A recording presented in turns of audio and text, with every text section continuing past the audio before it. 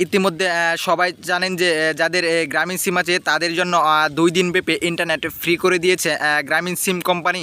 তবে অনেকে সিমে এই 2 দিন ফ্রি ইন্টারনেট চালাতে পারছেন না। আসলে কারণটি কি, এই কারণটি আমরা আজকে এই ভিডিওতে জানাবো।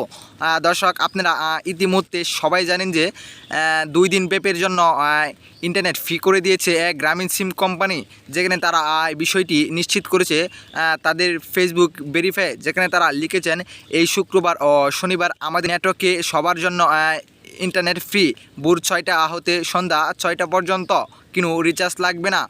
শুধু 9 আগস্ট ও 10 আগস্ট পর্যন্ত নেট চালাতে পারবেন শুধুমাত্র গ্রামীণ সিম ইউজাররা। তবে অনেকের গ্রামীণ সিম থাকা সত্ত্বেও কিন্তু ইন্টারনেট চালাতে পারছেন না। আসলে এটা অনেকের মোবাইলে প্রবলেম দেখাচ্ছে।